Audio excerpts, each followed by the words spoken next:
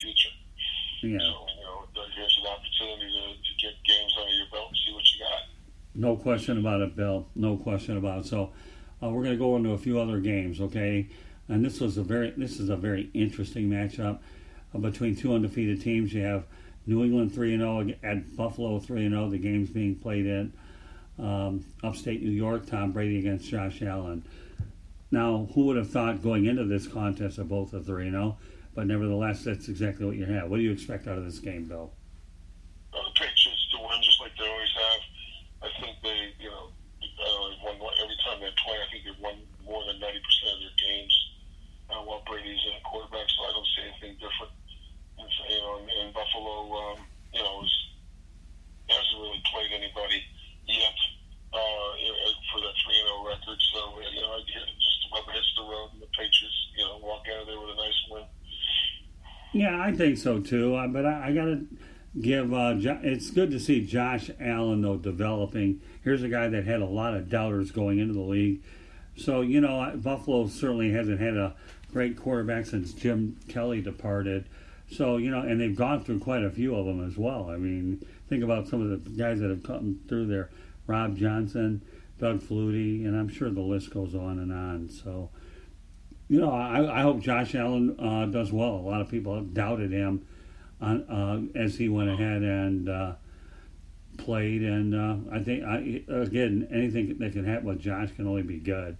He's in the second year of his development, so and I'll tell you one thing about Buffalo though, Bill. Like Buffalo Bill, how about that? Let's bring on a Wyoming so when we start our show, Wild Bill Winters, I don't know if we're going to invite Buffalo Bill. But my point is that you've got Frank Gore back there. T.J. Yeldon is on that team. And I'm sure I'm trying to think of some other running backs. But, if they can surround them with a halfway decent running game and find some pretty decent wideouts, there's no reason to think that they can't get in the playoffs as a wild card team. And when you look at the fact that their division is so weak to begin with the Jets and the Miami Dolphins, where they would go, it's anybody's guess. You know what I mean? But still. We'll see.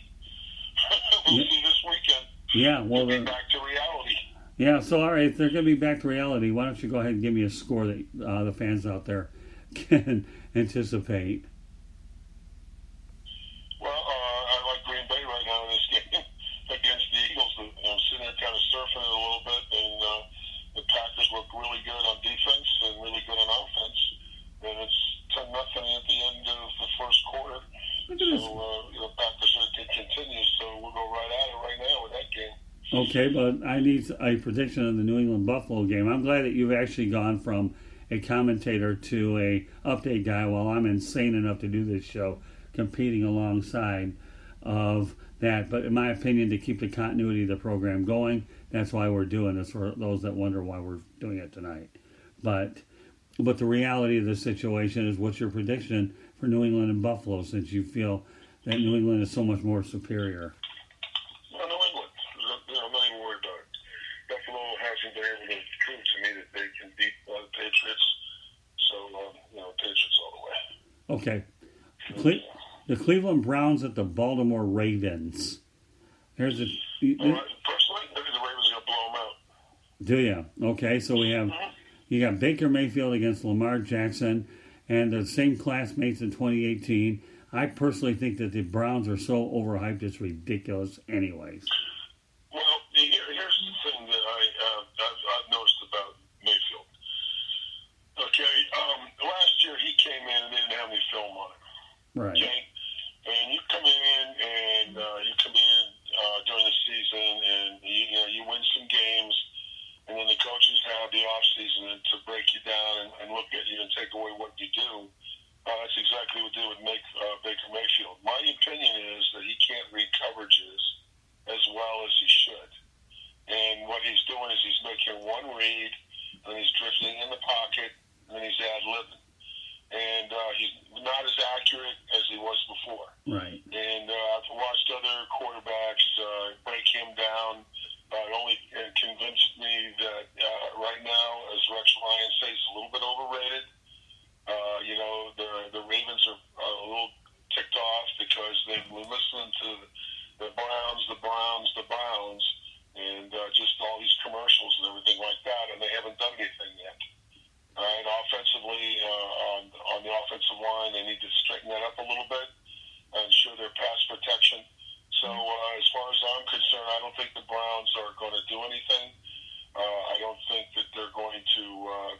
playoff team.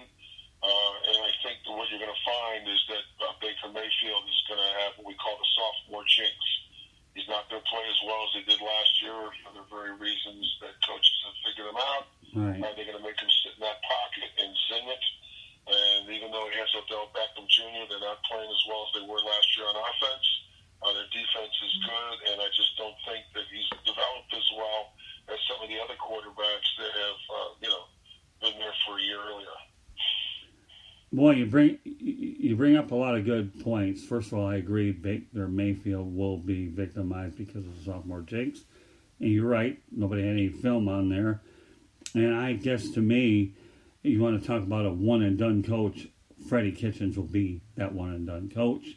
I think they could have done better in that department. I don't know why they thought this guy would be the one that can try to turn things around. We all know that... the reason they gave him the job is because, he likes, Baker Mayfield feels comfortable with him.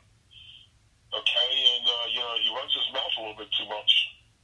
All right? Just be quiet, play ball. Right. Okay? And the NFL is a payback league, man. This is the thing that a lot of veteran players were saying is, hey, look, just be quiet, play ball, man. Right. And all this stuff, he kind of, the media has a tendency to get after him.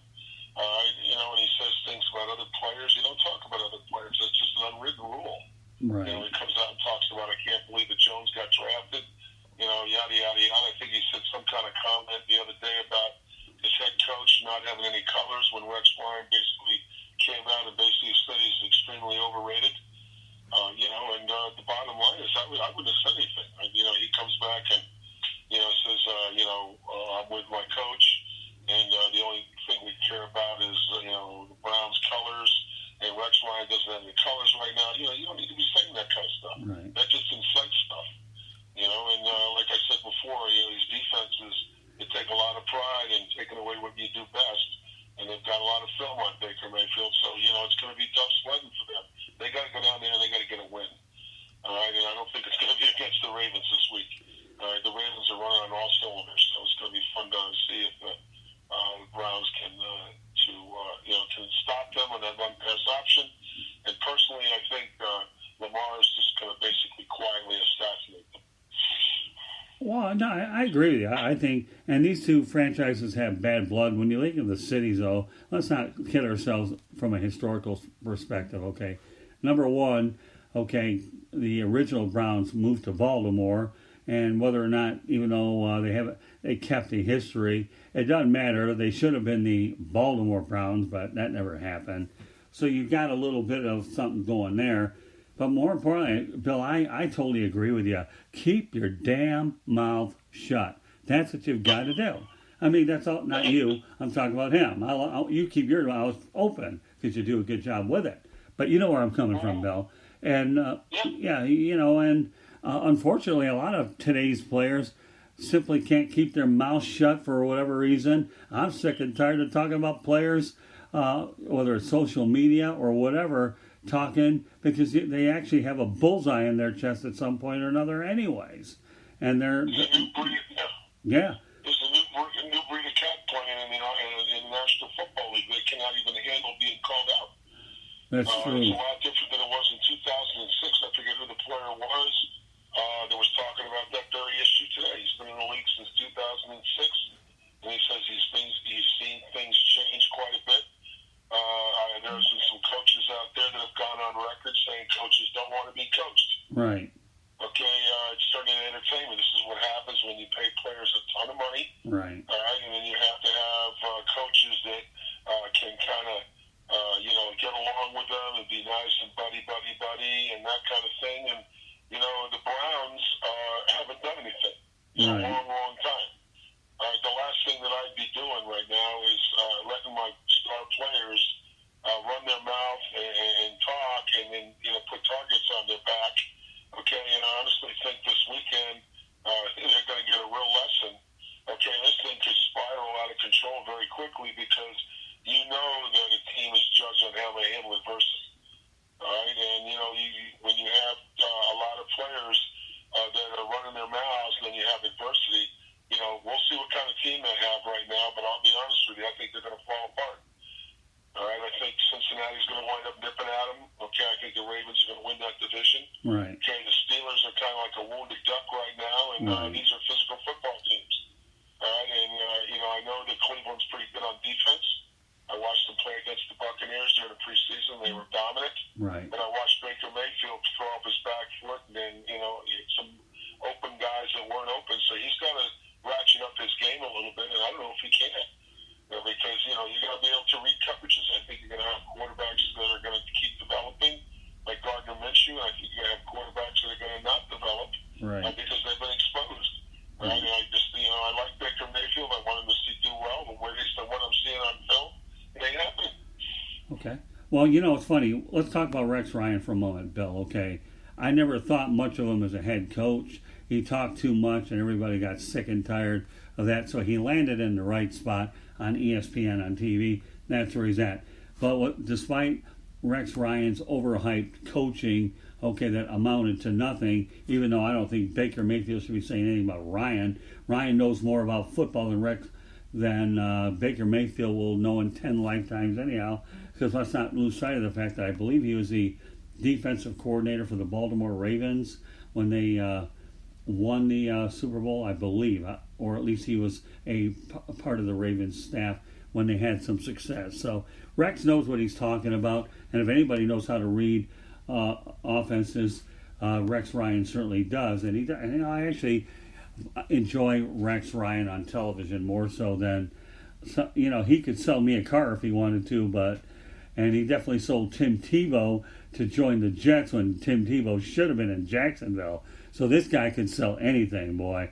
So let's just make sure that if we ever see Rex Ryan in a car lot, we better not be sold a vehicle, because Rex Ryan would definitely do it to us 10 times over. He'd probably get top dollar for it, wouldn't he?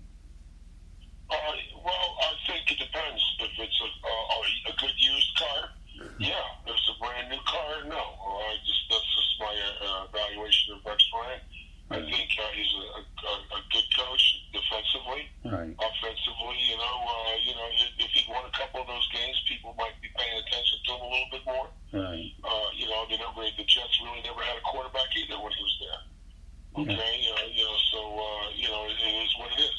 They still, I think they won the division with that kid from USC. Yeah, Mark Sanchez. Okay, with butt fumble, yeah. Right, Mark Sanchez. You're not going to win it. He's done well. But it's a team game. You play great defense and run the football like the Ravens did, or like the Jets tried to do. Right. And Ryan wins a couple of those games against the Patriots. People might not, they might listen to him a little bit more as opposed to thinking that he's a car salesman. Yeah, because that's how he comes across. And let's not kid yourself. That when Sanchez was drafted, who was drafted ahead of him? A guy by the name of Matt Stafford. Matt's actually done a pretty good job. So Lions made out. The Lions are sneaky good this year. Yeah, sneaky. Yeah, they are. I think they're going to be interesting. Obviously, they should have had a win out in Arizona, but to come back in back-to-back weeks and beat the Eagles and the Chargers is interesting. I'll be curious to see how they fare up against, Patrick Mahomes and the Chiefs. But the thing I like about that game is the fact that it's in Detroit, so it definitely has some interesting meaning for sure. And the guy that'll... First time Mahomes has played indoors. Yeah, it'll be interesting. interesting. I get concerned a little bit, about those, players playing on AstroTurf injury-wise, that kind of stuff. No doubt about it. All right, Bill. Things have been going awful smoothly in Kansas City. Let's see what happens when Mahomes gets dinged up a little bit. Sounds good, Bill. All right, I got George Eichhorn calling in. Thank you for being on the program. Appreciate you. Thank you. All right, yep. All right, George. How you doing? Good. How are you, Scott? I'm doing fine, thanks. Anyways, I like people out here that question me why we actually go ahead and do the show opposite Thursday Night Football, and that's okay, because you ever heard of continuity? Oh, yes, definitely. There's your answer here on live radio. So, but anyways, since you're on the line, let's give you an opportunity to